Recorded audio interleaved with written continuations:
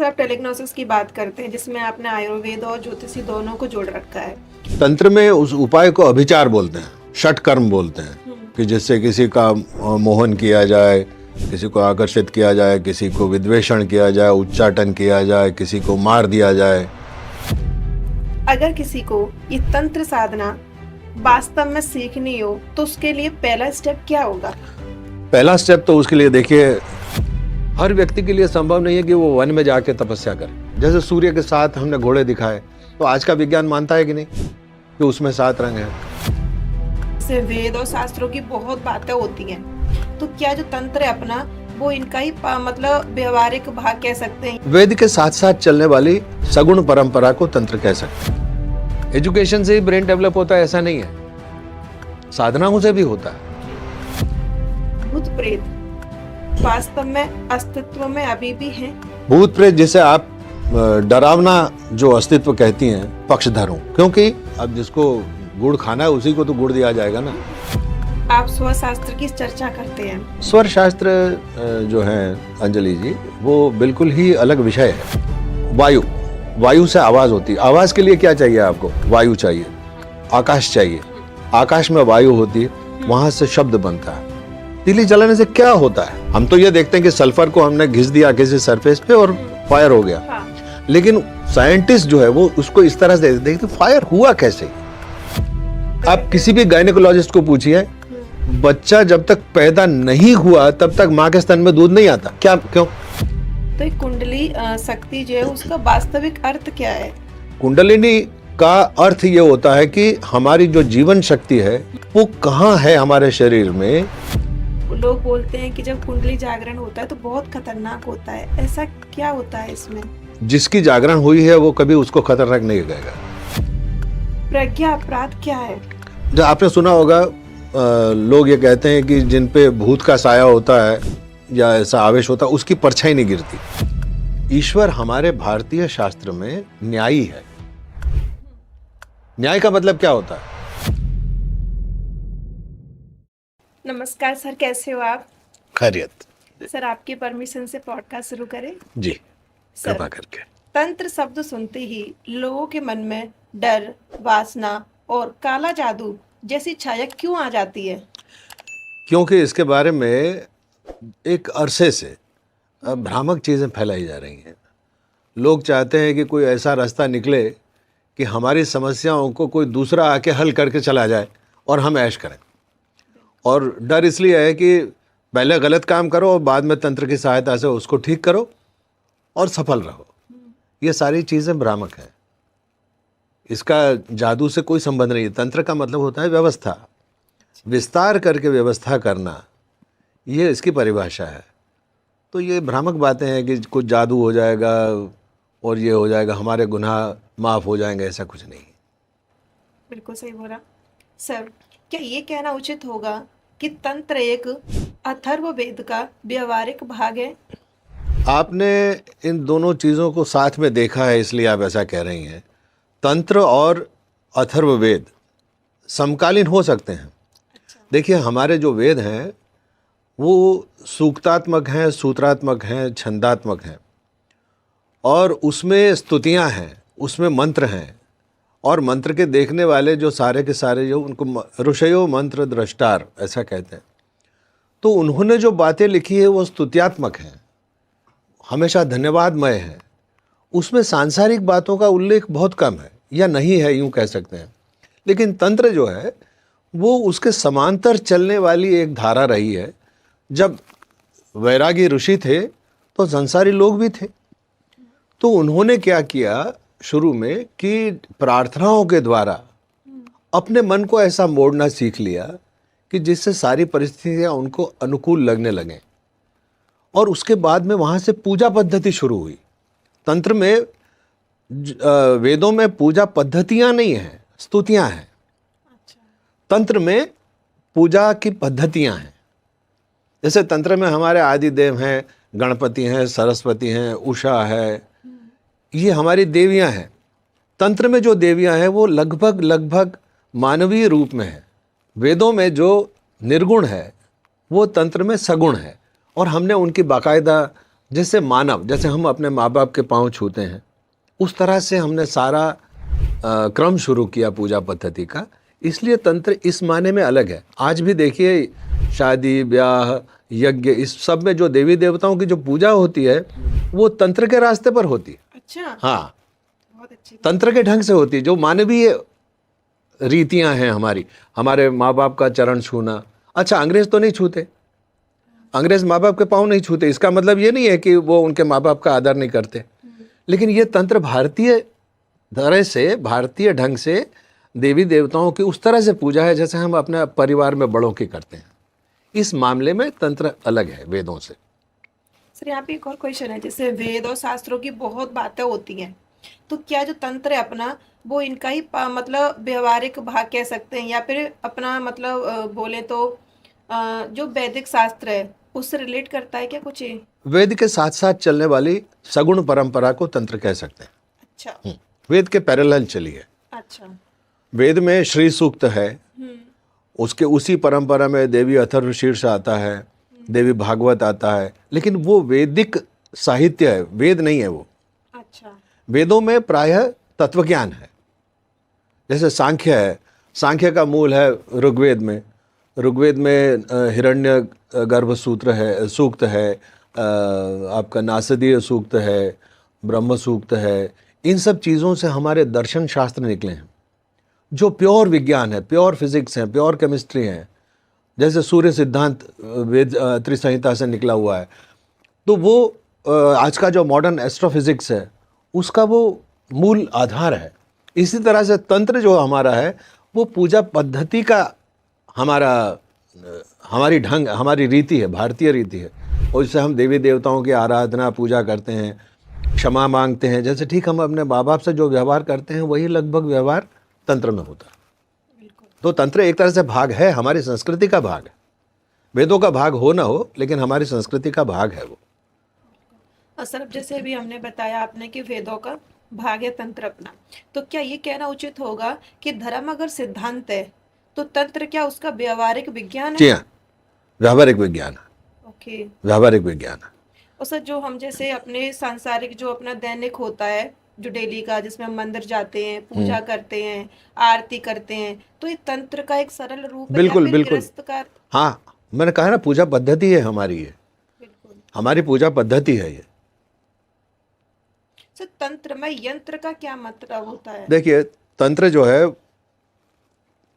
उसके मूल में ध्वनि शास्त्र है, मंत्र शास्त्र है। तंत्र का पहला भाग अगर कोई है तो मंत्र है, दूसरा भाग यंत्र है। मंत्र क्या होता है? जिससे मननात् त्रायते इति मंत्र, जिसका रटन करने से, जिसका रिपीटेशन करने से हमारे मन के द्वारा ऐसी तरंगे उत्पन्न हो जिससे हमारा रक्षण हो, उसको मंत्र कहते हैं। तो मंत्र शास्त्र का मूल आता है सांख्य में। सांख्य से निकला हुआ है योग शास्त्र। योग दर्शन जो हमारा सांख्य दर्शन का शेषवर भाग जो है उसको हम योग दर्शन कहते हैं। पतंजलि जी ने जो निकाला उसमें उन्होंने 2-4 जगह हिंट दिया है कि तस्य वाचकः प्रणवः। प्रणव क्या है? प्रणव का मतलब वो ओमकार होता है। ओमकार क्या है? ध्वनि है। अच्छा। जिसको आज से 14 अरब साल पहले हमारा जो आज का विज्ञान वो कहता है कि there was a big bang. Big bang का जो आदि नाम है वो ओमकार है। अब जो ओमकार जो ध्वनि हुई, ध्वनि कहाँ होती है? ध्वनि वहां होती है जहां ध्वनि के चलने का माध्यम हो। जैसे पानी में अगर 2 आदमी खड़े हैं तो कोई आदमी कुछ भी बोले सुनाई नहीं देने वाला, क्योंकि वहां माध्यम नहीं है। बिल्कुल। लेकिन ओमकार पूरे ब्रह्मांड में व्याप्त है। इसका एक प्रमाण है कि ओमकार में कुछ ऐसा तत्व है कि जिसमें ध्वनि चल सकती है। नहीं तो आपके इंफ्रारेड वेव्स कैसे आते, आपके इलेक्ट्रोमैग्नेटिक वेव्स कैसे आते, आपका पॉडकास्ट दूसरों तक कैसे जाता? कोई माध्यम है कि जिसके अंदर यह ट्रैवल करता है। बिल्कुल। सूर्य की किरणें हम तक कैसे आती हैं? माध्यम के। कोई माध्यम है, वरना उसकी गर्मी यहाँ तक कैसे आती? तो ये आकाश जितना खाली दिखाई देता है वैसा खाली नहीं है। उसमें ये हमारा शास्त्र जो वेद शास्त्र है वो ये कहता है कि एको हम बहुस्या प्रजाएत, एक ने हरि ने इच्छा की कि मैं अलग अलग भागों में बट जाऊं, अच्छा। तो जो चेतनात्मक मन था वो मन बटा तो हम लोग हमारे व्यक्तिगत मन हैं आज, उनमें प्रत्येक की एक फ्रीक्वेंसी है। बिल्कुल है। जैसे केमिस्ट्री में हर चीज़ की एक वैलेंसी होती है, उसी तरह से हर चीज़ की एक ध्वनि होती है। आप दो दिखते हैं, हैंडल समान दिखते हैं, लेकिन अगर आप डिजिटली नापेंगे तो इसकी थाप और इसकी थाप में अंतर आएगा। ठीक इसी तरह से हर आदमी की अपनी एक स्वतंत्र चेतना है, उसकी प्रतिभा है, उसका अस्तित्व है। वो वाइब्रेट कहाँ से होता है, वो कैसे वाइब्रेट किया जाए? अगर मुझे उस हवाई जहाज से कांटेक्ट करना है जो उड़ रहा है, तो उसके उड़ने से इस खिड़की का कांच थर्राया था, ये नहीं थर्राया था। फ्रीक्वेंसी की बात कर रहा हूं मैं, मंत्र शास्त्र की बात कर रहा हूं। तो कोई फ्रीक्वेंसी ऐसी है कि जिसने इसको हिलाया। अगर हम इस कांच को हिलाएं तो हो सकता है कि हवाई जहाज तक हम पहुंच जाए, क्योंकि देयर इज ए मीडियम। बिल्कुल मीडियम है वहाँ पे। तो मंत्र शास्त्र जो है वो देवताओं तक, देवता यानी कि जिनके दो आंख हैं, दो हाथ हैं, वैसा नहीं कह रहा हूं मैं। मंत्र शास्त्र के जो देवता हैं वो शक्तियां हैं जो परिचालित होती हैं। उनको कांटेक्ट करने का, उनके साथ वाइब्रेट होने का, उर्दू में एक अच्छा शब्द है हम आहंग होना। उनके साथ हम आहंग होना, सेम वाइब्रेशन पर आना, सेम फ्रीक्वेंसी पर आकर अपनी बात को पहुंचाना, वहां से शक्ति प्राप्त करना, उसका जो साइंस है उसको मंत्र शास्त्र कहते हैं। और मंत्र शास्त्र जो है वो बीजात्मक है। इस पर हम आगे बात कर सकते हैं कि जैसे हमारे स्वर हैं, अ आ ई ई जो हैं, स्वर किसको कहते हैं? कि जिसमें हमारे प्राण सीधे गले से बाहर आए। और दूसरा भाग है व्यंजन, कि जिसमें मूर्धा, दांत, होंठ, जीभ, ये सारे के सारे इसमें पार्टिसिपेट करते हैं और अलग अलग प्रकार की ध्वनियां आती हैं। तो हमारे पास भारत में कम से कम स्वर और ये सब मिला लें अगर, तो 60 से ऊपर ध्वनियां हम जानते हैं। इतनी ध्वनियां विश्व में किसी के पास नहीं है। तो इन ध्वनियों के साथ जुड़े हुए देवताओं को अप्रोच करने का, उनके द्वार पर दस्तक देने का जो रास्ता है वो मंत्र शास्त्र है। इस पे बहुत अच्छी किताब लिखी है। एक अंग्रेज जज थे हिंदुस्तान में, कलकत्ता में, जॉन वुड्रॉफ। उन्होंने बहुत खुल के इस विषय पर बात की है। द गार्लैंड ऑफ लेटर्स उनकी किताब का नाम है। और उसमें इन चीज़ों को बड़ा अच्छा समझाया। ये बातें भारत में ज़्यादा चर्चा में नहीं आती। हम मंत्र यानी स्तुति के साथ मंत्र को जोड़ देते हैं, लेकिन मंत्र और स्तुतियों का बड़ा कम संबंध है, लेकिन कम संबंध है। तो मंत्र शास्त्र जो है वो पहला भाग है तंत्र का, जिसके द्वारा हम फ्रीक्वेंसी से देवता को अप्रोच करते हैं। और दूसरा भाग है यंत्र। यंत्र यानी कि ज्योग्राफिकल डिजाइन, रेखा चित्र किसी देवता का, किसी देवता का रेखा चित्र। अब समझिए किसी देवता का हमने चित्र बनाया जो उग्र है, तो उसका डिजाइन अलग होना चाहिए। उसमें त्रिकोण ज्यादा होंगे। कोई देवता अगर सॉफ्ट है तो हो सकता है उसमें शक्तियां जो हैं, जिसको हम पुष्प बोलते हैं, उसमें मंडल में पुष्प होते हैं, उसमें पुष्प ज़्यादा होंगे। हर देवता की अपनी व्यक्तिगत क्षमता का रेखा चित्र, यानी कि उस देवता का यंत्र। उस संक्षेप में ये बता देता हूँ मैं कि यंत्र जो होते हैं वो पूरे संसार की उत्पत्ति और विलय को समझाने वाला एक फलसफा है। वो केवल रेखा चित्र ही नहीं, उसमें जो बीच में हमेशा बिंदु होता है, किसी भी यंत्र के बीच में बिंदु होता है। बिंदु यानी क्या? ओमकार। बिंदु के न तो ऊंचाई होती है, न लंबाई होती है, न चौड़ाई होती है, न गहराई होती है।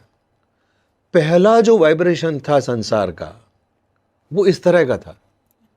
उसके बाद में जैसे कोई ब्लैक होल होता है या जैसे कोई वमल बनता है, वर्तुल बनता है पानी में, तो कैसे पहले छोटा सा होता है, बाद में कैसे बढ़ता जाता है, बड़ा होता जाता है। वैसे ही विस्तार जो होता है, विस्तारवादी एक हमारा जो सनातन में हम दो प्रकार से तंत्र को सिखाते हैं, एक विस्तार और एक प्रलय।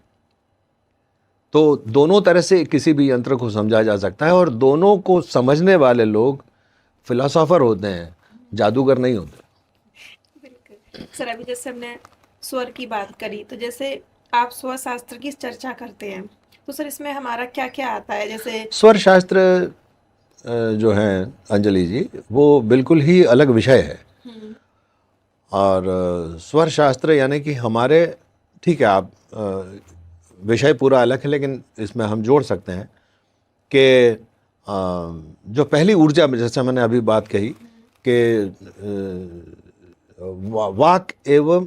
वाक एवं ब्रह्मन, ये ऋग्वेद का वाक्य है। इसी का पहले ध्वनि हुई, इसका मतलब यह है कि पहले वाणी हुई। वाणी कैसी? इच्छामय वाणी। केवल कोई धमाका नहीं था, जैसे ये लोग कहते हैं big bang. Big bang was not a blast. हमारे दृष्टिकोण से वो इच्छामय था, जिसके होने का कोई कारण था, और वहां से, क्योंकि उसमें कोई कारण था, उसमें किसी की इच्छा शामिल थी, इसलिए उसने रूप धारण किए। कोई धमाका हो जाए तो वो कोई चीज बिखर जाएगी, लेकिन चेतनात्मक नहीं होगी। यहां पर क्या हुआ है संसार में, धमाके के बाद पता नहीं जाने क्या क्या बना, कितने ग्रह बने, कैसे कैसे प्राणी बने होंगे क्या, लेकिन सभी चेतनात्मक हैं, एक सर्कल में, एक व्यवस्था में, एक तंत्र में चल रहे हैं। और उसी को वहां पर अग्नि हुआ। पहले जो आवाज हुई, वायु से आवाज होती। आवाज के लिए क्या चाहिए आपको? वायु चाहिए, आकाश चाहिए। आकाश में वायु होती है, वहां से शब्द बनता है। उसके बाद में हमारा जो 5 तत्वों में से तीसरा है जो है वो अग्नि। तो अग्नि बनी, अग्नि से सारा संसार चल रहा है। आज मॉडर्न साइंस जो है, फिजिक्स, वो ये ढूंढ रहा है कि अग्नि का ओरिजिन कहां पर है। जर्मनी में एक साइंटिस्ट थे, वो इंडिया आए थे, मेरे ख्याल से 35 साल पहले की बात है। उन्होंने वो कैमरे ढूंढे थे जो स्लो मोशन कर देते हैं।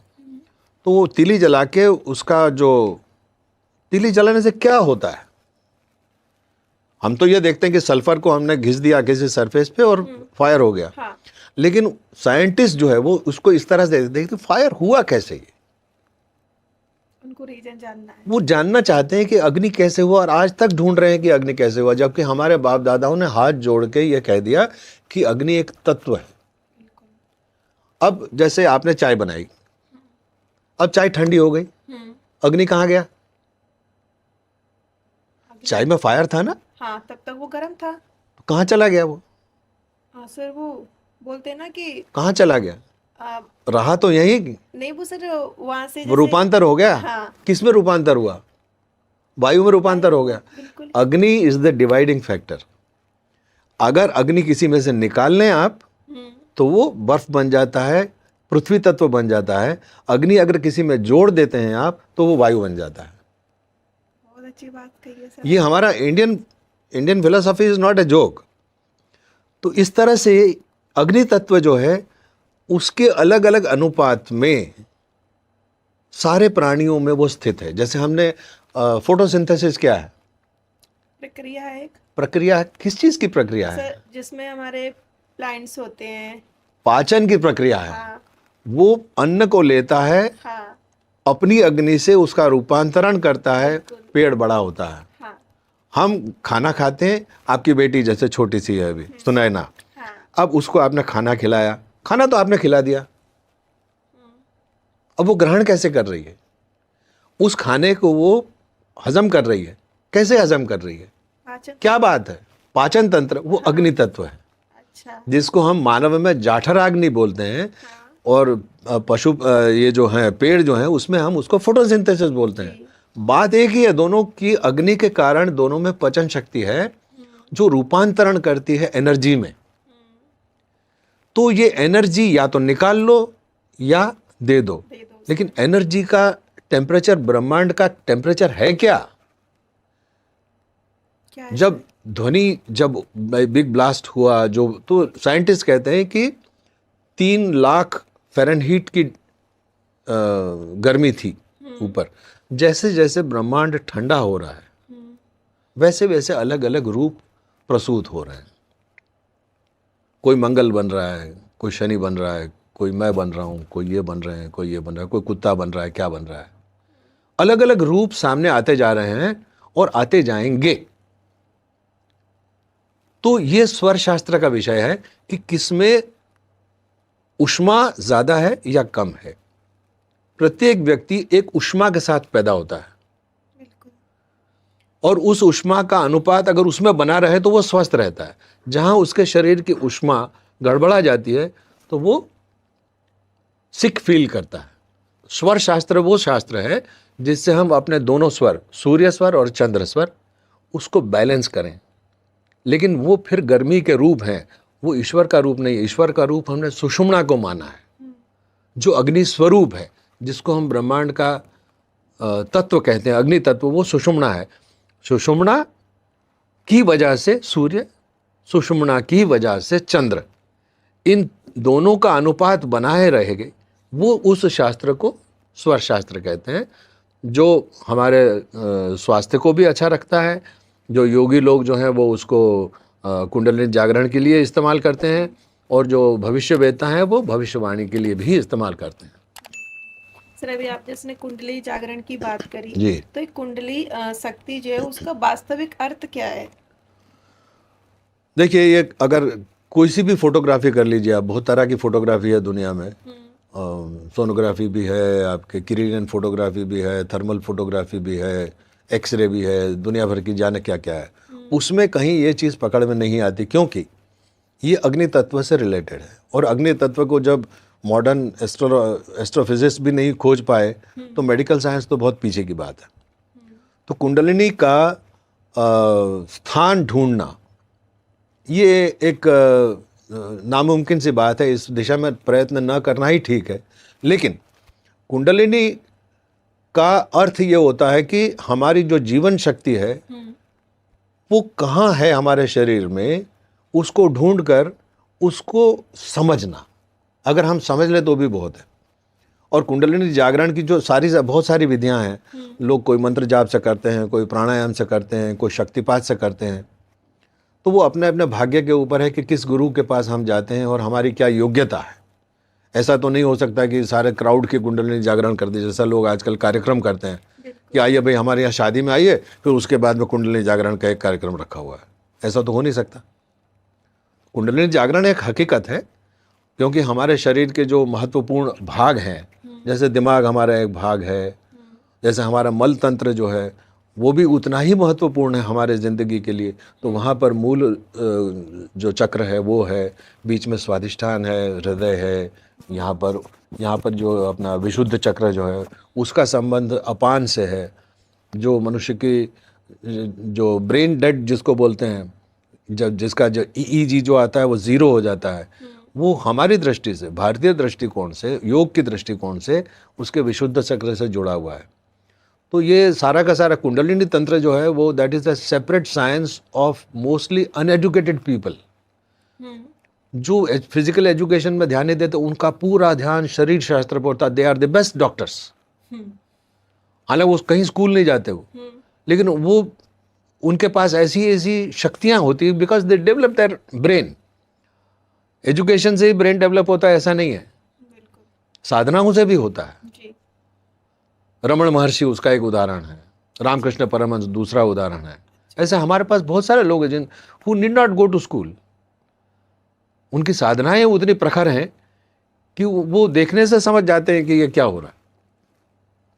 तो कुंडलिनी जागरण एक सत्य है और उसकी अपनी अपनी विधियां हैं, और उसके बारे में तो जितनी चर्चा की जाए उतनी कम है, और मैं शायद उतना सक्षम नहीं हूं कि मैं हर चीज़ पर बात कर सकूं। सर इसमें एक और क्यूरियोसिटी वाला क्वेश्चन है। लोग बोलते हैं कि जब कुंडली जागरण होता है तो बहुत खतरनाक होता है, ऐसा क्या होता है इसमें? जिसकी जागरण हुई है वो कभी उसको खतरनाक नहीं कहेगा। जिसकी कुंडलिनी जागृत हो गई वो कभी नहीं कहेगा कि खतरनाक है। देखिए, ये विश्व आनंदमय है, हम लोग आनंद स्वरूप हैं। तो कोई भी आध्यात्मिक जो साधना है वो कभी भी पीड़ादायक नहीं हो सकती, खतरनाक नहीं हो सकती, आनंदमय हो सकती है। कम आनंदमय हो सकती है, ज़्यादा आनंदमय हो सकती है, लेकिन पीड़ादायक कभी नहीं हो सकती। इतना तो मैं दावे से कह सकता हूँ। तो उस डर से आदमी बाहर निकला है, वही अच्छा है। सर आप कहते हैं कि मैं कोई रेमेडीज नहीं करता, लेकिन फिर भी बहुत सारे लोग उसका लाभ महसूस करते हैं। तो सर बिना कोई कर्म कांड करे फिर ये सब कैसे होता है? देखिए, अपना अनुभव होता है। अ, क्या आप मेरा सर दर्द देख सकते हैं? नहीं, आप बताएंगे तो मुझे महसूस होगा कि हाँ दूर आपने कैसे करेंगे आप? सर मैं आपको पैरासीटामोल देंगे? या सर हाँ, या ठीक है, फिर मसाज पैरासीटामोल देंगे करेंगे। आप, पैरासीटामोल देंगे आप, दवाई देंगी आप मुझे, ओके। ठीक है। इसी तरह की रेमेडीज हैं जो they are good for physical sicknesses, इसलिए हमारे यहाँ आयुर्वेद है। किसने कहा कि हमारे पास रेमेडीज नहीं है? आयुर्वेद हमारे पास बरसों से है। ब्रह्मा स्मृत्वा युषो वेदम, ब्रह्मा ने स्मृति अपनी, सारा आयुर्वेद आयुष का विज्ञान जो है उसकी स्मृति की, उसने खोजा नहीं है, ब्रह्मा ने याद किया, और ये पूरा प्रवाह चला आ रहा है। आयुर्वेद में दो ढंग से इलाज होता है, औषध से और भेषज से। भेषज में, जैसा आपने अभी अथर्ववेद के बारे में बातें की, वहाँ पर इतनी स्ट्रांग स्तुतियाँ हैं कि जिससे किसी के रोग में किसी को राहत दी जा सकती है। तो उस तरह की रेमेडीज संभव है। लेकिन जिसको आप शायद जादू की अगर बात कर रही हैं कि कोई मंत्र कुछ पहन लिया और कुछ हो गया, जैसे मैं आपको एक एग्जाम्पल देता हूँ। शनि का ग्रह पहनने से क्या होता है, मैं उसके बारे में नहीं कहूँगा कुछ, लेकिन अगर आपने व्याघ्र नख पहनते हैं लोग, ठीक है, शेर का नाखून कहीं से मिल जाए तो वो पहनते हैं, उसमें एक गंध होती है कि जिससे कुछ तरह के चींटे, मच्छर, मक्खियाँ उसके पास नहीं आते। तो ये रेमेडी ठीक है। लेकिन कोई अगर ये कहे कि इसे पीलिया हो गया है और गायत्री मंत्र करके मैं इसको ठीक कर दूं, तो वो लॉजिकल नहीं है। तो हम वैसी बातें समाज में रखें कि जो लॉजिकल हो। क्यों हम भ्रामक बातें करें? जब इलाज संभव है तो लंबा इलाज करने से क्या फायदा? ठीक है, कोई अगर आदमी ठीक कर देता है, बड़ी अच्छी बात है, लेकिन उसको क्यों ना हम दवा दें, जब आयुर्वेद हमारे पास है, एलोपैथी हमारे पास है, होम्योपैथी है। उस ज्ञान का उपयोग करना चाहिए। हम तो ज्ञान से मतलब है हमको। फिर एलोपैथी कोई गोरा आदमी ज्ञान लेकर आता है या काला आदमी लेके आता है, भारत ने सभी का स्वागत किया है, बिल्कुल और हम करेंगे। सर आप टेलिग्नोसिस की बात करते हैं जिसमें आपने आयुर्वेद और ज्योतिषी दोनों को जोड़ रखा है, तो क्या तंत्र एक अलग रूप से ही मतलब अपना वो मतलब तंत्र का जो उपाय होता है वो किसी भी व्यक्ति के शरीर पर करता है? तंत्र में उस उपाय को अभिचार बोलते हैं, अच्छा। षटकर्म बोलते हैं, कि जिससे किसी का मोहन किया जाए, किसी को आकर्षित किया जाए, किसी को विद्वेषण किया जाए, उच्चाटन किया जाए, किसी को मार दिया जाए, किसी को वशीकृत किया जाए। 6 प्रकार के जो कर्म है उसे षटकर्म बोलते हैं। लेकिन वो कौन कर सकता है? सर्जरी कौन कर सकता है? डॉक्टर्स। डॉक्टर एमबीबीएस कर सकता है, हार्ट सर्जरी करेगा? क्यों? डॉक्टर तो है, सर वो जो स्पेशलिस्ट स्पेशलिस्ट होते हैं। बिल्कुल वही करेंगे। तो स्पेशलिस्ट कभी किसी को मार डालेगा क्या? मैं आपसे एक बात कर रहा हूँ जीरो चांसेस कि होते ये हैं। बहुत ऊपर जिनकी मंत्र शक्ति चली जाती है, वो ये कहते हैं कि ऐसा करना संभव है, लेकिन वो करते नहीं कभी। बड़े बड़े ऋषि मुनि जो हैं, जिन्होंने ये विद्या खोजी, वो गलत क्यों कहेंगे? सारी चीज़ें मंत्र शास्त्र से संभव है। जैसे कि अभी महाराष्ट्र में हुआ था, किसी ट्रक में वो गणेश विसर्जन के लिए ट्रक में वो लेके गए स्पीकर्स बड़े बड़े, और उससे जो आवाज़ निकली तो एक आदमी को हार्ट अटैक आ गया। कभी कभी आप भी महसूस करते होंगे कि बहुत बड़े स्पीकर के सामने बैठ जाएं आप तो दिमाग थर्राने लगता है, कोई आदमी बेहोश भी हो सकता है, कुछ भी हो सकता है, क्योंकि वो आवाज़ है ना, शक्ति है, आपसे टकरा रही है। अगर आप सहन कर गए ठीक है, अन्यथा कुछ तो असर होना ही है आपका। बिल्कुल। तो ये चीज़ें इस तरह से टकराती रहती है। तो आप उसके बारे में क्या कहा जाए? कुछ नहीं कह सकते। सर आप जैसे जो गृह शांति के जो उपाय होते हैं उन पर भरोसा नहीं करते हैं, तो तंत्र में भी तो हमारे उपाय होते हैं, तो क्या आप जो हमारे वैदिक जो विद्या है और जो तंत्र है उसे प्रकृति में अलग मानते हैं, या फिर कैसे हम समझ सकते हैं? तंत्र जो है वो जैसा मैंने कहा, वेद के साथ साथ चलती हुई धारा है। हाँ जी। वो दोनों को न मिलाएं तो अच्छा है, क्योंकि एक सगुण धारा है, एक निर्गुण धारा है। तो उपाय की जहाँ आपने बात की कि ग्रह शांति कैसे होगी, मैं अपने आंगन के पत्थर को भी खुश नहीं कर सकता, मैं किसी के मकान को उसकी शांति नहीं कर सकता, तो ग्रह की, शनि की या मंगल की या सूर्य की शांति कैसे कर सकता हूँ? सूर्य जो है वो हमारे सौर मंडल का पिता है। पिता जो करता है सोच समझ के करता है। बच्चा चाहे कितनी ही जिद कर ले, वो उसको जहर नहीं खिलाएगा। तो क्या मैं सूर्य से ये कहूं कि तू फला आदमी को जहर खिला दे, तो खिला देगा? नहीं। वो शांत, मुझे शांत, मेरा गुनाह, मैंने उसका मर्डर कर दिया, मुझे क्षमा कर देगा? ईश्वर हमारे भारतीय शास्त्र में न्यायी है। न्याय का मतलब क्या होता है? आपको आपके कर्मों के हिसाब से सब कुछ मिलेगा, मिले या आप भुगतो। क्षमा जैसी चीज ईश्वर के पास नहीं है, हो भी नहीं सकती। अगर आपने ईश्वर को क्षमाशील बना दिया तो वो ईश्वर नहीं रहता। ईश्वर केवल न्याय करता है। भारतीय दर्शन, भारतीय शास्त्र, तंत्र शास्त्र यह कहता है कि आपको अपने कर्मों के हिसाब से चलना है। देखिए, रामायण के समय में भी जब ब्रह्मास्त्र छोड़ते हैं, तो जब ब्रह्मास्त्र छूटता है तो जिसके ऊपर उसका वार होता है वो भी हाथ जोड़ के खड़ा हो जाता है कि भाई ईश्वरीय शक्ति है, वो मुझसे ज़्यादा जानती है, मुझे वो भुगत लेना ठीक है। उससे लड़ता नहीं है। कभी कोई बुद्धिमान अपने कर्मों से नहीं लड़ेगा, उसको भुगतेगा। तो उपाय, तंत्र शास्त्र के जो उपाय हैं वो एक तरह का, मैं समझता हूँ, व्यवसाय है। डरा हुआ है आदमी, हर आदमी डरा हुआ है।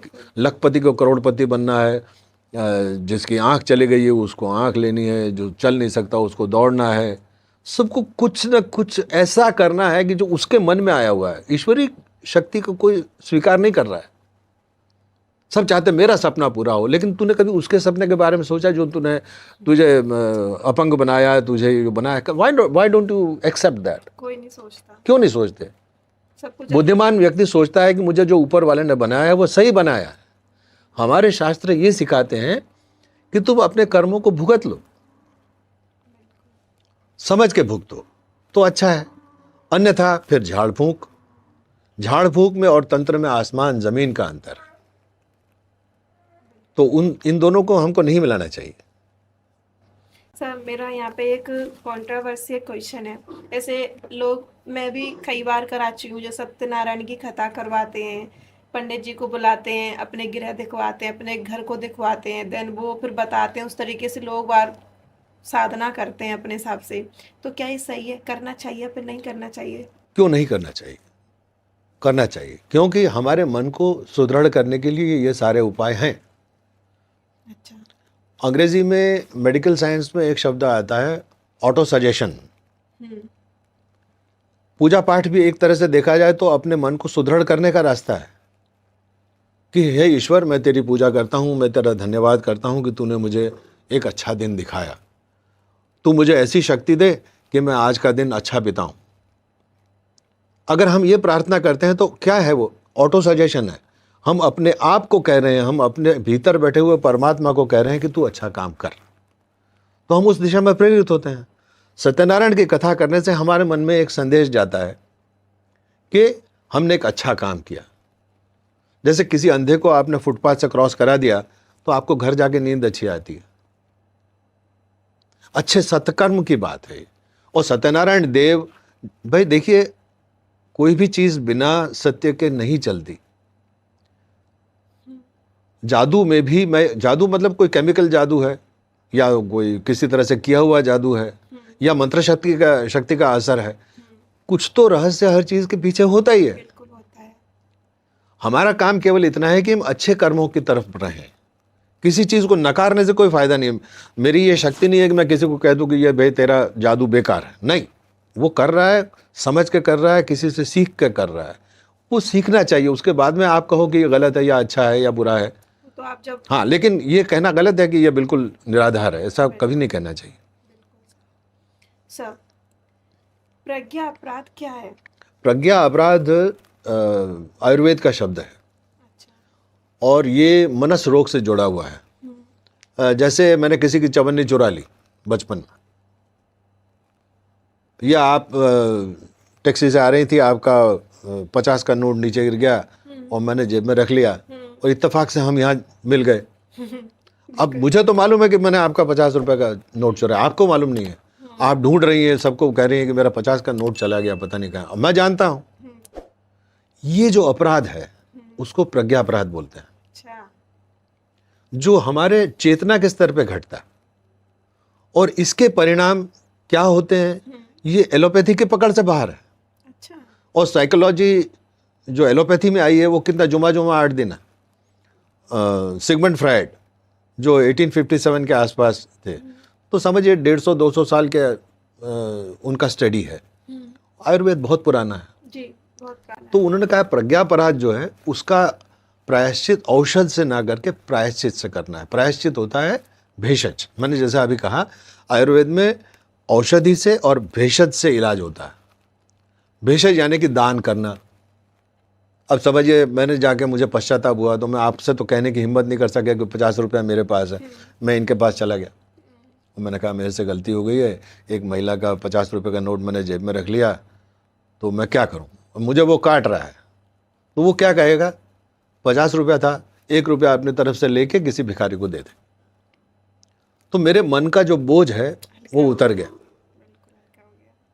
ये प्रज्ञापराध होता है। प्रज्ञापराध के इलाज इस तरह के होते हैं, बलि, आपके दान, प्रायश्चित, व्रत, मैं ये नहीं खाऊंगा, आइसक्रीम नहीं खाऊंगा, ये नहीं खाऊंगा, जो मुझे अच्छा लगता है वो नहीं करूंगा, ये देव पूजा पाठ, यात्रा करना, ये सारे भेषज में आते हैं। ठीक है सर। छाया यानी आभा मंडल, इसके बारे में बहुत बात करते हैं, इसका वास्तविक मतलब क्या है? इन दोनों का, छाया और प्रभा, आभा मंडल का मूल शब्द है, उसकी जो माँ है वो है प्रभा। अच्छा, प्रभा का मतलब होता है प्रभा, भा का मतलब होता है उजाला। उजाला ऐसा जो शक्तिमय है, इच्छामय है, केवल उजाला नहीं, जिस उजाले में वो ताकत है कि वो कुछ करने के लिए बना है। जैसे कोई बम निकला है तो किसी टारगेट को लेकर चला है, वो छोड़ने के लिए, निष्कारण नहीं चला है, वो छूटा नहीं है, छूट गया नहीं है, छोड़ा गया है। वैसी जो प्रभा है, वैसी जो शक्ति है, जो शक्ति से पहले की जो अवस्था है, उससे पहले, यानी कि वो शक्ति छूटी उससे पहले की जो प्लानिंग थी, जो ईश्वरीय अवस्था है, अच्छा, जो निर्गुण अवस्था है, जो शक्तिमय देह है, वो प्रभा है। वो जैसा मैंने कहा कि एक ही मन था, वो बट गया, तो उसने अपने आप को, ईश्वर ने अपने आप को अलग अलग रूपों में प्रकट किया। तो वो प्रभा जो है, जहाँ है, जितने समय के लिए है, वो ऊर्जामय रहेगी, और जहाँ ऊर्जा है वहाँ पर उसकी छाया होती है। जैसे बाज उड़ रहा है हवा में, तो नीचे बकरियां हैं और आपके गाय है और ये है वो है, तो उन पर नहीं झपटता। जिसके कमज़ोर होती है प्रभा, जिसकी जीवन शक्ति कमज़ोर हो जाती है, या जो मर गया, अच्छा, उस पर झपटता है वो। ये जो प्राणी मर जाते हैं उनको खाने के लिए कैसे कौवे आ जाते हैं, कहाँ से आ जाते हैं, कैसे आ जाते हैं? और उनको पता कैसे चल जाता है? अवर आइज, जैसे मेरी और आपकी आंखें हैं, हमारी आंखें नॉर्मल बैंड में चल रही हैं। योग की जो एक्सरसाइज हैं, जैसे हठ योग प्रदीपिका में बहुत अच्छा वर्णन है उसका, त्राटक। जो लोग त्राटक का अभ्यास करते हैं उनको अतिरिक्त चीज़ें दिखाई देती हैं। वो ऐसा भी होता है? हाँ, जैसे कि किसी की छाया, जैसे मेरी छाया है अभी, और डॉक्टरों को, एलोपैथी के डॉक्टरों को भी थोड़ा थोड़ा अनुभव होने लगा है आजकल, वो उसमें आ रहे हैं। उसकी एक फोटोग्राफी नीलोफर हॉस्पिटल हैदराबाद में 2024, वहाँ पर एक प्रयोग किया गया है, जिसमें उन्होंने पेशेंट्स के फ़ोटो लिए और उससे वो मैच करने लगे। नाउ इट इज़ पॉसिबल कि आप मेरी फ़ोटो ले लें तो आपको मेरा ब्लड प्रेशर कितना है वो मालूम पड़ेगा, आपको मेरे ऑक्सीजन रेट मालूम पड़ेगी, हो सकता है कि आपको मेरे ब्लड के मेन फीचर्स पता चलने लग जाएं। उस तरह की फोटोग्राफी मशीन डेवलप कर रहा है। हमारे ऋषि मुनि उसको त्राटक से डेवलप कर देते। सिर्फ कोई आ रहा है, कोई जा रहा है, उसको देख लिया तो उसके आसपास का जो वलय होता है वो पता चलता है। ये लाल क्यों दिख रहा है, हो सकता है गुस्से में, हो सकता है बेचारा कहीं मारपीट से आया होगा। उनको दूर से आते हुए लोगों की न केवल आकृति दिखाई देती है, बल्कि आकृति के आसपास एक छोटा सा वलय होता है, वो दिखाई देता है। तो उसकी वजह से छाया दिखती है। और छाया जो है वो एक टेक्निकल वर्ड भी है हमारे भारतीय तंत्र शास्त्र में। कुछ लोग छाया की साधना करते हैं, उसको कहते हैं छाया पुरुष की साधना। छाया पुरुष की साधना से क्या होता है कि मैंने सुना है, मैंने कुछ लोगों को देखा भी है, वो अपना व्यक्तित्व कहीं और प्रस्तुत कर सकते हैं। जैसे अब मैं यहाँ पर बैठा हुआ हूँ and I am required to be present in Ahmedabad for some meeting and I know this art छाया पुरुष, then I'll be present at two places. इसको आप में इतना आश्चर्य क्यों हो रहा है आपको? होलोग्राम नहीं जानती आप? सर जानती तो हूँ, hologram is a technical application of this छाया पुरुष। बट जैसे अभी का जो डिस्टेंस आप लेके चल रहे हैं, आप यहाँ दिल्ली में अब बात कर रहे हैं हैदराबाद की, तो ये काफी लंबा डिस्टेंस हो गया। हाँ, और वहाँ पे लंबा डिस्टेंस क्या, चांद पे भी आदमी जा सकता है। हाँ, छाया जो है it is not the living being. जो आपने सुना होगा, लोग ये कहते हैं कि जिन पे भूत का साया होता है या ऐसा आवेश होता है, उसकी परछाई नहीं गिरती, ऐसा होता है, सुना होगा आपने। तो वही है कि वो छाया है, छाया की छाया नहीं हो सकती कभी, because that is not a living being, it is an illusion created before your eyes. अब जो आप इल्यूजन होलोग्राम बनाते हो, आप नरेंद्र मोदी जी ने गुजरात के चुनाव में 3-4 जगह पर एक साथ लेक्चर दिए थे। होलोग्राम एक जगह पर वो उनकी आकृति को उपस्थित किया जाता था, वो कहीं से बोलते थे और वो आकृति यहाँ बोलती थी। अब अगर आप लाइट डालेंगे तो उनकी छाया वहाँ नहीं बनेगी। तो what you call hologram in English science is छाया पुरुष इन तंत्र शास्त्र। ठीक है सर, समझ गई। उसकी साधना होती है। जैसे होलोग्राम आप बना सकती हैं, आप सपोज आप इंजीनियर हैं, कैन यू डू इट? जी कर सकती हैं आप जी। अगर मैं इंजीनियर हूँ, अगर इंजीनियर हैं तो कर सकती हैं। कोई डॉक्टर तो कर सकता है क्या? नहीं। इस तरह से छाया पुरुष की साधना हर आदमी नहीं कर सकता। बिल्कुल सर, बहुत अच्छे से समझाया। सर, वामाचार हमारा क्या है, आप इसे डिटेल में समझाइए। तंत्र की साधना, देखिए वेदों में क्या था, वेदों में वेद का जो युग था वो यज्ञ प्रधान था, ज्ञान प्रधान था, चर्चा प्रधान था, और तब लोग कम थे, परिश्रम भी कम करना पड़ता था, तो चर्चाएं ज़्यादा होती थी, यज्ञ ज़्यादा होते थे, वातावरण को शुद्ध रखने की प्रक्रिया जारी रहती थी। उसके बाद में ये जो तंत्र शास्त्र जो चला, तो उसमें सभी लोग आने लगे। तंत्र में महिलाओं को भी दीक्षा देते थे। अच्छा, महिलाओं को दीक्षा न देने का क्या कारण? हाँ सर, क्या कारण है? मैं आपको बताता हूँ। जबकि ऋग्वेद में 21 महिलाएं हैं, ऋषिकाएं बोलते हैं जिनको। वेद में तो ऋषिकाओं का उल्लेख है, उन्होंने ज्ञान दिया है, उनकी पूजा होती है, उनका आदर किया जाता है।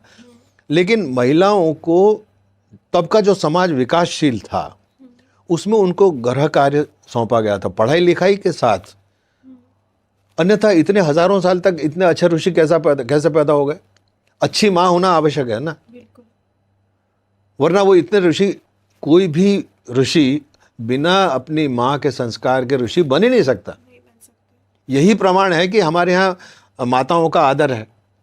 तो माताओं का निरादर तो कभी नहीं किया गया। लेकिन जो दूसरा एक वर्ग था जिनको क्विक आना था आगे, अब वेद की जो शिक्षा है वो उसमें 12 चौक 48 साल लगते हैं।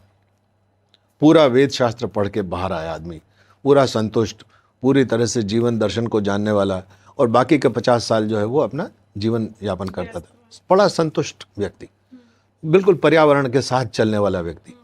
उसमें उसके पास न महल होते थे, न बंगले होते थे, न कुछ, लेकिन बड़ा संतुष्ट, और उसको देखने से ही आदमी का सर झुक जाता था। उसके पैरेलल एक आदमी आया कि यार ये तो बड़ा अच्छा लगता है, लोग इसको चरण छूते हैं, क्यों ना मैं ऐसा करूँ। अब मेकअप करना शुरू हो गया। मेकअप से मेरा मतलब है तंत्र शास्त्र में उन्होंने शॉर्टकट निकाले हाँ कि यार ये 48 साल साधना करने के बाद मंदिर में रुद्राभिषेक करता है, मैं क्या करूं, पहले से ही रट लेता हूं मैं, बिल्कुल। वो 40वें साल पे आ गया। उपक्रम वही है, लेने का तरीका अलग है दोनों का। दोनों का अभिगम अलग है। बिल्कुल। वहां से ये जो क्विक बक, जल्दी से हम कमा लें, जल्दी से जल्दी जल्दबाजी जो है, लेना। उसमें जो वामाचार अधिक आ गया। वामाचार में क्या है कि जो आपकी मानवीय, अच्छा संतुष्ट आदमी कब दिखता है, जब वो हर तरह से संतुष्ट हो। 5 मकार जो कहे वामाचार, अगर उस आदमी को बचपन से वो या समझ युवानी में उसको दे दिए जाए तो वो आदमी संतुष्ट हो जाएगा। और उसके बाद में उसकी मानसिक परिस्थिति इतनी मैच्योर हो जाएगी कि वो ऋषियों की तरह बिहेव कर सके। इसलिए वामाचार को बुरा नहीं माना गया है, जहाँ तक उसका उद्देश्य अच्छा आदमी बनने का है।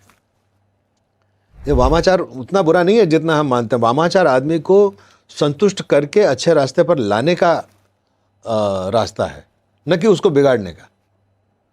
अब मुझे समझिए कि सिगरेट पीने की बड़ी इच्छा है और वो मेरे जीवन में एक ही कमी है।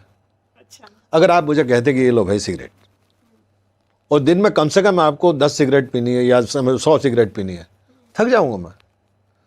11वें दिन कहूँगा नहीं ठीक है आप ले जाओ, मुझे कभी नहीं पीनी। मेरा शौक पूरा हो गया। तो वो संतुष्ट हो जाता है। उसके बाद में आदमी उस रास्ते पर आ जाएगा जो साधना के लिए अच्छा रास्ता है। इसलिए वामाचार निकाला गया है। बहुत अच्छी तरीके से समझाया सर आपने। सर, भूत प्रेत वास्तव में अस्तित्व में अभी भी हैं? भूत प्रेत जिसे आप डरावना जो अस्तित्व कहती हैं, उसका तो मैं विरोधी हूँ। क्यों? हाँ, लेकिन अस्तित्व का मैं पक्षधर हूँ। क्योंकि चरक ऋषि आयुर्वेद में कहते हैं कि प्रजनन की बहुत सारी विधियाँ हैं। जैसे आप पेड़ हैं, ये अमीबा थे, सिंगल सेल थे, वो अपने आप को बढ़ाते चले गए। एको श्याम वो एको हम बहुस्यात प्रजायत, एक में से कितने कितने कितने बन गए। अब बीज आए, उसके बाद में पेड़ आए। तो वो पेड़ में आपने कभी मैथुन देखा? नहीं। वो हवा से होता है, जो पराग रज आती है उससे हो जाता है। अच्छा। अब मानव का जो प्रजनन देख, पशु जो जितने हम जरायुज हैं, जितने भी प्राणी, उसमें ये मानव, स्त्री और पुरुष, नर और मादा का संभोग है। अब इससे ये आते कहाँ से, तीसरा आदमी कहाँ से आया? क्वेश्चन अच्छा है। क्वेश्चन अच्छा है, उससे भी बढ़िया उसका जवाब है। अच्छा। जो चरक ऋषि ने चरक संहिता में लिखा है। अच्छा। वो ये कहते हैं कि दुनिया में केवल 2 प्रकार की गति है। एक आप ऐसा स्ट्रेट जाती है, और दूसरी स्ट्रेट लेकिन टप्पे खाते हुए जाती, पार्ट्स में जाती है। जैसे आप कोई गेंद फेंक दें, अगर हम ये समझ लेते हैं कि जमीन सपाट है, हाँ। तो सीधे चली जाएगी। हाँ। दूसरा ये है कि उसी दिशा में जाएगी लेकिन टप्पे खाते हुए जाएगी। हाँ। तो टप्पा खाना क्या हुआ, एक सर्कल पूरा हुआ, फिर दूसरा पूरा हुआ, तीसरा फिर पूरा, हाँ। तो कट कट के जा रही है। हाँ। तो कहती है कि अगर पिता में से संतान पैदा होती तो वो सर्कल तो पूरा हो गया उसका, एक मर जाना चाहिए पिता को। जो गति हो रही है आदमी की, जो शक्ति की जो मिलन हो रहा है, अगर माँ से बच्चा पैदा हो रहा है तो माँ को मर जाना चाहिए था, क्योंकि द सर्कल इज ओवर। लेकिन न ऐसा होता है, न पूरी गति होती है। तो इसका मतलब ये होता है कि तीसरी गति है कोई। और आज के भी डॉक्टर भी कहते हैं, पुराने डॉक्टर भी कहते थे कि बच्चा जब तक खुद जन्म लेना न चाहे, दुनिया का कोई डॉक्टर उसको जला नहीं सकता। ऐसा क्यों सर? क्योंकि आने वाला तीसरा है। अब मगर का बच्चा है तो वो पैदा होकर सीधा पानी की तरफ जाता है।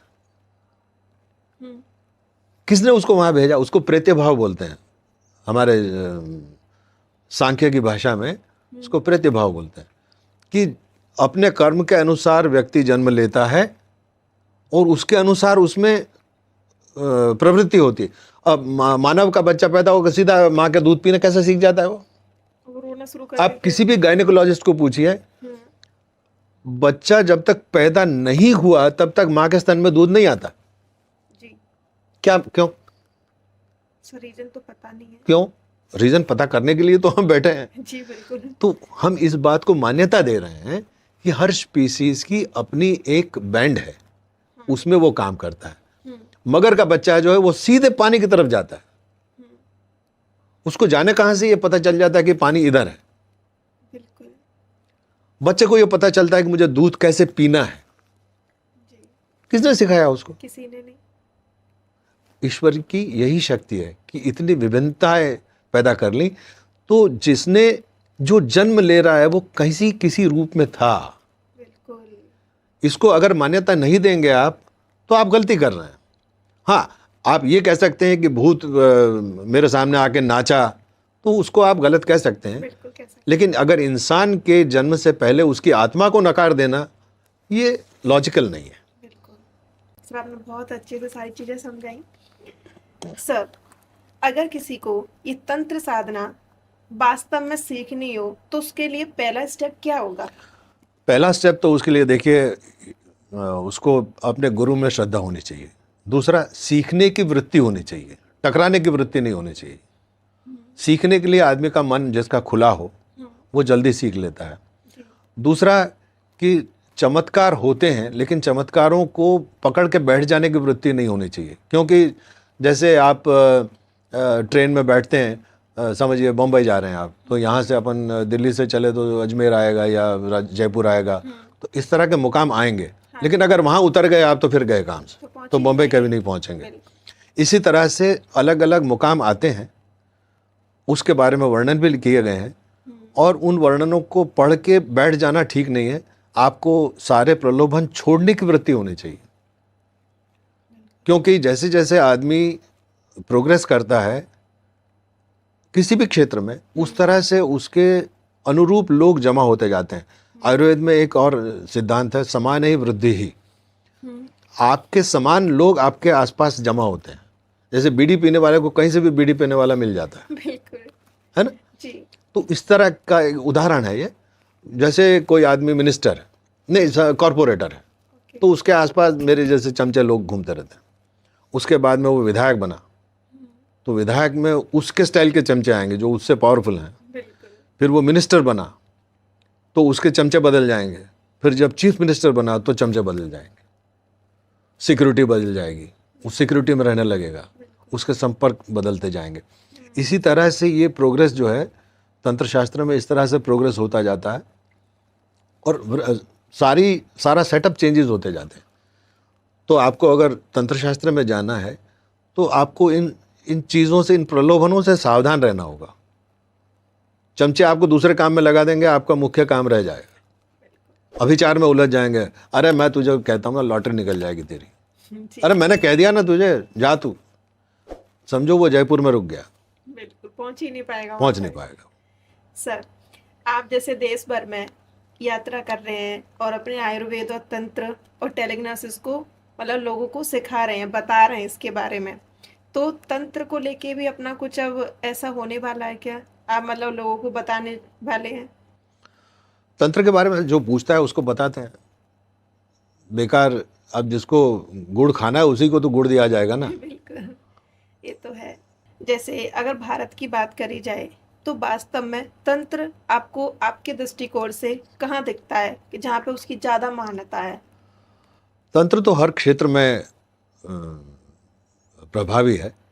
तंत्र यानी व्यवस्था, विस्तार की व्यवस्था, वो तो हर जगह, हर गवर्नमेंट करती आ रही है, सभी लोग करते आ रहे हैं। अपने जीवन में भी आप अपना विकास करते हैं, वो तंत्र ही तो है। लेकिन अगर आप पूजा पाठ के संबंध में पूछ रही हैं आप, तो तंत्र शास्त्र के साथ भ्रामक मान्यताएं बहुत जुड़ी हुई हैं, उनसे मुक्त होने की आवश्यकता है। सर जैसे आप पीताम्बरा में दीक्षित है, तो इसके बारे में बताइए। हाँ, ये सवाल बड़ा महत्वपूर्ण है।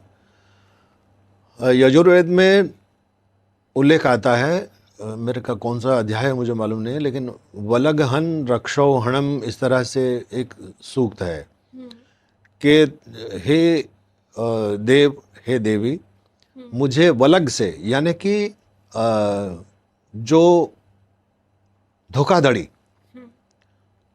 मक्कारी, इन चीज़ों से मेरी रक्षा कर। ईश्वर से वो प्रार्थना कर रहे हैं कि तू मुझे ऐसे लोगों से दूर रख।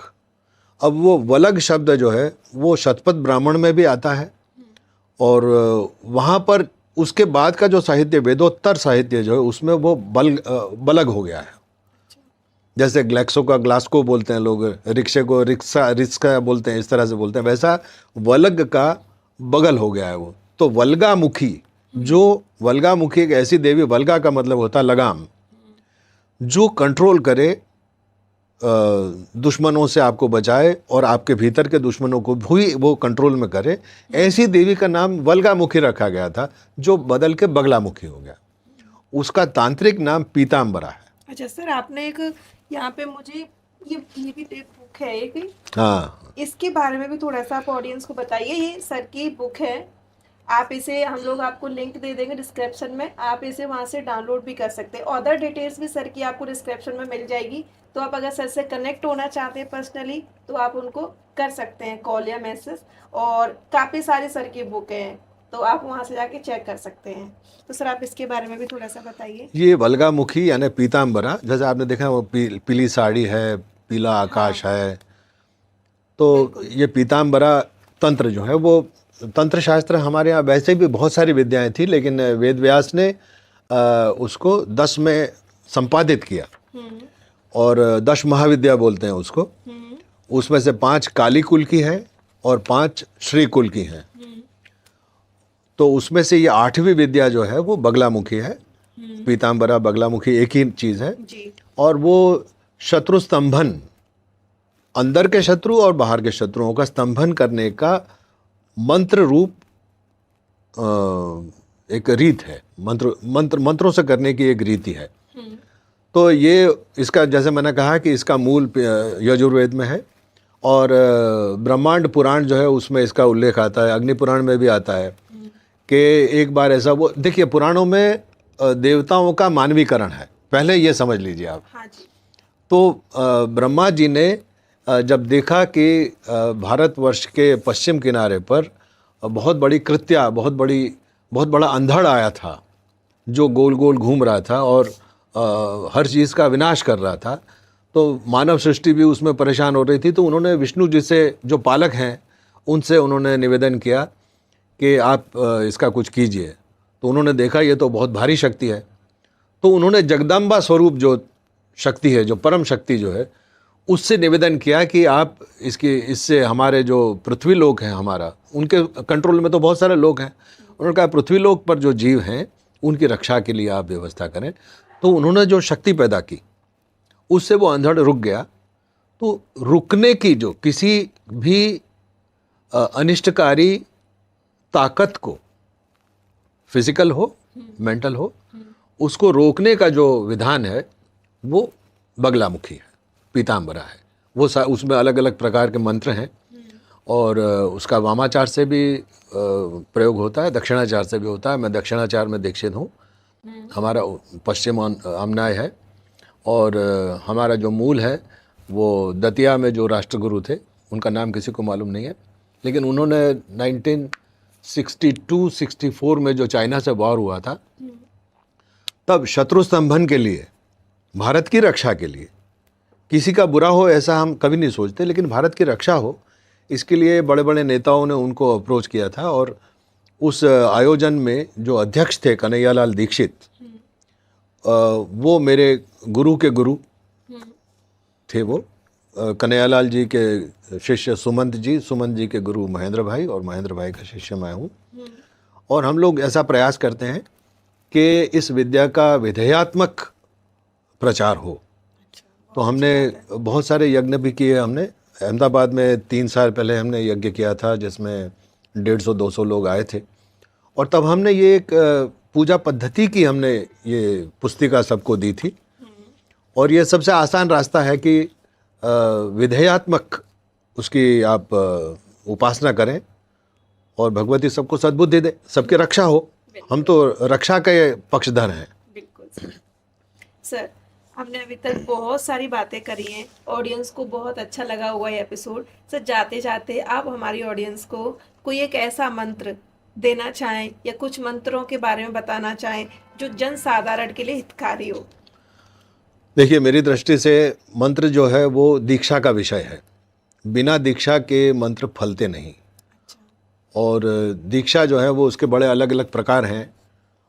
और दीक्षा से जब दीक्षा देते हैं तो एक दिए से दूसरा दिया जलता है। दीक्षा का अर्थ ये होता है, ये भारत की बड़ी बहुत ही रहस्यमय प्रथा है। ये इसका मूल जानना जैसे ईश्वर को जानने के बराबर है। अच्छा, इतना बड़ा रहस्य हाँ, है इतना इसका? बड़ा रहस्य है कि जब गुरु किसी को संकल्प करके दीक्षा देते हैं तो वो शिष्य वैसा ही बन जाता है, जैसे ये दिया है वैसे ही वो दिया बन जाता है। ठीक है। लेकिन तब तक उस टेक्स्ट है, सारा का सारा टेक्स्ट रहेगा। लेकिन उस टेक्स्ट के लिए हमको एलिजिबल होना है। तो हमारे पास एक सरल रास्ता है, वो है कि हम सरस्वती की उपासना करें। और एक नवार्ण मंत्र मैं आपको बता दूंगा, उसका जो बिल्कुल बिनाइन, जिसमें कोई मलिनता नहीं है, जिससे कोई बुरा असर होने की संभावना ही नहीं है, वैसी दो चीज़ें मैं आपको बताता हूँ। एक सरस्वती का मंत्र होता है, जैसे हमारा महामंत्र क्या है, प्रणव, ओम। तो ऊ जो है अ उ म हलंत है। ऊ जो है वो चक्राकार गति है, और ई जो है छोटी ई वो सीधी गति है, अ ई म। तो वो जो हम हिंदी में लिखते हैं ऐ, वो ऐ नहीं है, ऐम है। वो एक अपने आप में एक अलग ध्वनि है। उसको कई बार लोग वो हिंदी वाला ऐम समझ लेते हैं, वो ऐम नहीं है, वो ए और ऐ, इसके बीच में अ ई म हलंत है, ऐम। केवल ऐम की साधना करने से दिमाग के वो द्वार झंझनाने लगते हैं जिससे विद्याओं का प्रवेश हो सकता है। तो जिसको अच्छी विद्याएं प्राप्त करनी है वो अगर यथासंभव ऐम का जाप करें तो उनका दिमाग जो है वो उसके लिए प्रिपेयर होने लगेगा। कुछ लोग, और मेरा ये अनुभव है कि जैसे जैसे लोग ऐम का उसमें उसको आत्मसात कर लेते हैं, वैसे उनका सर्कल बदल जाता है। पुराने लोग उनसे दूर चले जाते हैं, नए लोग आ जाते हैं, नया स्थान मिलता है, कुछ ऐसा बदलाव होता है कि जो उनके अनुकूल होता है। वैसे लोग आना शुरू हो जाते हैं। जैसे गुड़ पे मक्खी कैसे आती है, वैसे आदमी गुड़ होने लगता है, उसके आसपास उसको जो आकर्षित होने लगते हैं लोग, सारी बुराइयों से दूर हो जाता है, अगर अच्छे लोग आने लगते हैं, सही अच्छे लोग होने आने लगती लगते हैं। हैं। और दूसरा जो जैसे मंत्र के एकाक्षरी होते हैं, द्विअक्षरी होते हैं, त्रिअक्षरी, 4 अक्षर, 8 अक्षर, 100 तक जाते हैं, उसको माला मंत्र बोलते हैं। 20 से नीचे का जो होता है उसको वाक्य मंत्र बोलते हैं। लेकिन कई बार उसमें हमको स्तुत्यात्मक लगते हैं वो, लेकिन उसका अगर हम जोड़ करेंगे तो वो एक अलग फ्रीक्वेंसी बनती है। ये लोग, बहुत से लोग ये इस बात से अनजान रहते हैं कि यार इतना लंबा मंत्र हम बोल रहे हैं तो सारी फ्रीक्वेंसीज अलग अलग जा रही हैं। लेकिन वो ये भूल जाते हैं कि वो एक साइकिल है, एक मंत्र पूरा होता है, दूसरा चलता है, उसका जो टोटल होता है that becomes one frequency, one particular frequency which can connect them with a particular देवता। देवता का मतलब क्या होता है, जो दे ऐसी शक्ति। वो कोई आदमी नहीं होता है, लेकिन you become one with that power, one with that sector, और आपके बीच में कम्युनिकेशन संभव हो जाता है। मंत्र का यही अर्थ है। और दूसरा, मैं आपके अपने सभी मित्रों, जो अपने दर्शक हैं, उन सबको एक नवार्ण मंत्र के बारे में बताना चाहता हूँ, जो पीताम्बरा के 2 रूप हैं, समना और उन्मना। तो उस एक में 4 हाथ वाली मूर्ति दिखाई गई है, क्योंकि देखिए मूर्ति का मतलब क्या है कि हम ये दिखाना चाहते हैं कि इस देवी की अनेक शक्तियाँ हैं। जैसे हाँ, अम्बा जी के 10 हाथ दिखाते हैं, कोई 16 हाथ दिखाते हैं, तो हम क्या कहना चाहते हैं कि उसमें उतनी शक्तियाँ हैं। जैसे सूर्य के 7 हमने घोड़े दिखाए, तो आज का विज्ञान मानता है कि नहीं कि उसमें 7 रंग है।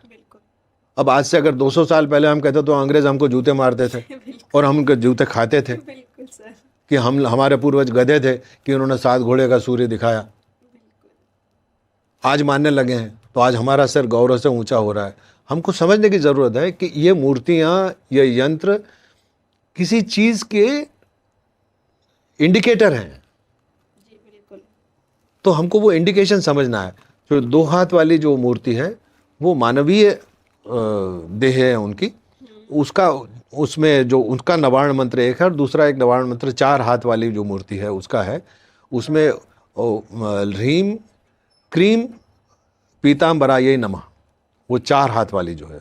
और हम जिस माता जी की उपासना करते हैं, जो हमारी माँ जैसी ही दिखती है फिजिकली, अच्छा। वैसी मूर्ति की जो उपासना करते हैं, ह्रीम श्रीम पीताम्बरायै नमः, नमः।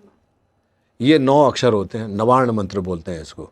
जी। तो ये उपासना करने से मेरा ये मानना है, मेरा दृढ़ रूप से मानना है कि मनुष्य में उसकी योग्यता, उसकी क्षमताएं उसको किसी न किसी दिन अच्छी तांत्रिक विधि तक पहुंचा देगी। तांत्रिक विधियां क्यों एडवाइजेबल हैं? क्योंकि देखिए, हर व्यक्ति के लिए संभव नहीं है कि वो वन में जाके तपस्या करे। जी। हमें अपने घर गृहस्थी के साथ अगर कुछ करना है तो तंत्र ही हमारे काम आता है। हालांकि ये सफर लंबा है, लेकिन लंबा है तो है, कौन सी जल्दी हो जा रही है? सबका बीवी बच्चे, माँ बाप, नौकरी पेशा, सबका आदर करते हुए अगर कोई भक्ति करना चाहे तो ऐम और ये नवार्ण मंत्र ह्रीम श्रीम पीताम्बराय नमः, इसका रटन करे, वो जितना हो सके करे, तो उससे उसका भला होगा, ऐसा मेरा मानना है। सर आपने बहुत अच्छे तरीके से, बहुत ही सिंपल तरीके से बात करी है, सारी चीज़ों को समझाया है। जो ऑडियंस हमें यहाँ तक देख रही है उसके लिए एपिसोड बहुत आई ओपनर होगा, या फिर आपको महसूस हो रहा है कि मैं बुरी आदतों में फंस गया हूँ, मेरी संगत इतनी बुरी है, तो आप उनसे बहुत अच्छी तरीके से, बहुत ही सिंपली तरीके से निकल सकते हैं। लंबा प्रोसेस है जैसे कि सर ने समझाया है, बट स्टिल आपको रिजल्ट मिलेंगे। तो आपने हमारा साथ यहाँ तक दिया, इसके लिए आपका बहुत बहुत धन्यवाद।